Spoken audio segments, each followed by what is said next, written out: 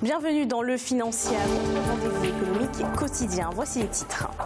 Le FMI recommande au Sénégal d'économiser 2,2 milliards de dollars, une démarche qui doit servir au financement du budget du pays pour 2019. La Banque ouest-africaine de développement a approuvé près de 200 milliards de francs CFA de nouveaux engagements. Ils sont en faveur de plusieurs pays de l'Union monétaire ouest-africaine. Et puis en fin d'édition, nous ferons le point sur les marchés boursiers du continent.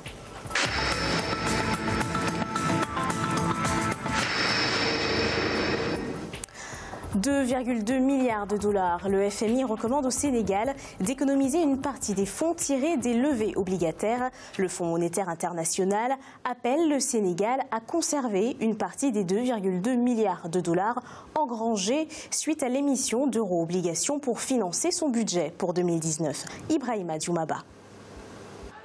Début mars 2018, le Sénégal a levé 2,2 milliards de dollars d'euro-obligations. Le Fonds monétaire international recommande au gouvernement sénégalais de conserver une partie de ses ressources pour financer son budget 2019. Cela permettra, selon le FMI, au Sénégal de maintenir sa cote de dette à un niveau de faible risque.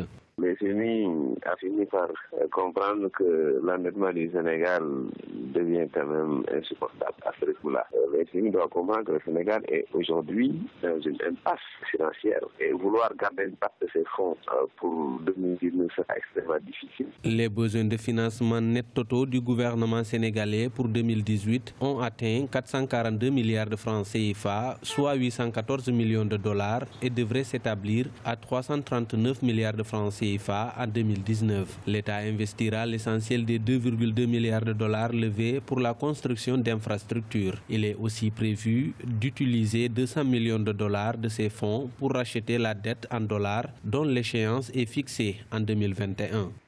Quand on connaît le rythme des dépenses de fonctionnement toute l'année en année, cela fait que quand même le Sénégal, face à toutes ces dépenses-là, ne peut pas, à mon avis, garder une part de l'argent. Aujourd'hui, je ne crois pas que cette recommandation puisse être en tout cas suivie par le gouvernement du Sénégal. Gestionnaire de l'opération de vente de ces euro-obligations, Ecobank estime que le Sénégal devrait se maintenir à faible risque de surendettement et que le pays n'aura plus besoin de recourir à l'emprunt sur les marchés régionaux. Le Sénégal réévalue actuellement la taille de son économie, ce qui pourrait entraîner la baisse de la dette à moins de 50% du produit intérieur brut, contre 64% début mars. Après une croissance de 6,8% en 2017, le Sénégal devrait maintenir le rythme pour atteindre 7%, un taux qui devrait rester inchangé jusqu'en 2022 selon le FMI.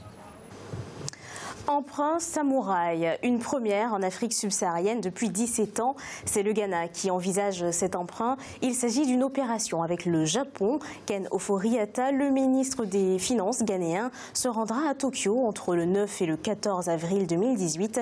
Il examinera les possibilités d'une éventuelle émission d'un emprunt sur ce marché réservé à des emprunteurs étrangers émettant des obligations libellées en yens japonais. En Côte d'Ivoire, la première édition des Journées nationales de la microfinance s'est ouverte le jeudi 22 mars 2018 à Abidjan sous le thème « La contribution de la microfinance à l'inclusion financière en Côte d'Ivoire ». Un thème à propos, selon le ministre de l'Économie et des Finances, Adama Koné, pour qui, malgré les chiffres importants relatifs aux structures de la microfinance, eh bien, la question de leur participation à l'économie nationale reste posée. Cheikh Omar Bandaogo. Au 31 décembre 2017, le système financier décentralisé en Côte d'Ivoire enregistrait 1,3 million de clients et 34,2 milliards de francs CFA de fonds propres.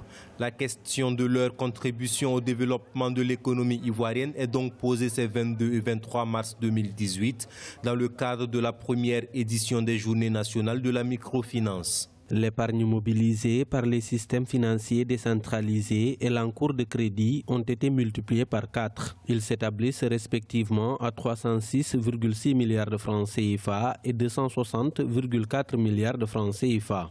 La majorité des Ivoiriens restent malheureusement exclus du système financier, avec seulement 16% de la population possédant un compte bancaire et un taux de pénétration de la microfinance qui ne représente que 6%. Malgré un taux de pénétration faible, les activités des systèmes financiers décentralisés connaissent une croissance régulière.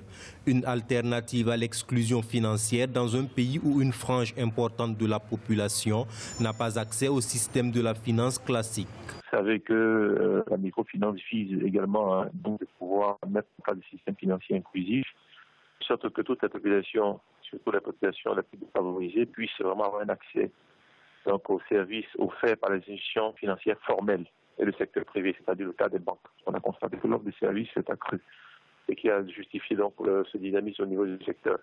Mais il faut aussi dire que il y a un autre fait marquant, c'est qu'on a en cours la restructuration de l'UNACOPEC, c'est l'Union nationale des COPEC. Donc, grâce aux institutions de microfinance, on constate qu'il y a, on tourne maintenant autour de 34%. Donc, il y a eu une hausse, bien entendu, de taux de pénétration bancaire avec l'ajout des microfinances. En Côte d'Ivoire, l'épargne mobilisée par les systèmes financiers décentralisés est passée de 72 milliards de francs CFA en 2012 à plus de 250 milliards de francs CFA en septembre 2017. Des indicateurs qui démontrent le poids significatif de ces institutions et témoignent du degré de confiance dont elles bénéficient.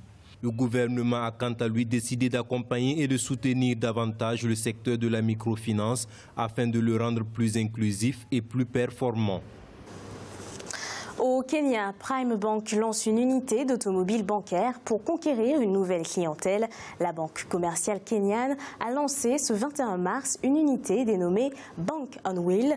Elle permet de proposer des services bancaires mobiles à des entreprises et des particuliers. Avec ce dispositif, Prime Bank espère rapprocher la banque de sa clientèle et répondre à la concurrence dans le secteur bancaire kényan. Facilitation des transactions électroniques au Togo avec l'arrivée de la signature électronique. Cette mesure devrait accélérer les échanges de documents et d'informations entre les administrations publiques, avec à la clé un gain de temps considérable dans le traitement. La signature électronique entre en vigueur grâce à l'adoption le 21 mars 2018 d'un décret portant sur la réglementation des transactions et des services électroniques au Togo. Il est à présent l'heure de faire le point sur les marchés boursiers du continent. En Afrique australe et océan Indien, l'indice All Share de Johannesburg baissait d'1,41%. L'indice de Nairobi augmentait de 0,64%. Celui de Maurice baissait de 0,36%. Et le Botswana baissait également de 0,08%. En Afrique de l'Ouest et centrale, l'indice nigérian baissait de 0,38%. L'indice de Ghana augmentait de 0,37% et le BRVM baissait de 0,33%. Et en Afrique du Nord, l'indice tunisien était en baisse de 0,03%. L'indice égyptien était en augmentation de 2,18% et la bourse de Casablanca était en baisse de 0,34%. C'est la fin de cette édition du Financial. Merci de nous avoir suivis. On se retrouve bientôt pour un nouveau rendez-vous de l'économie.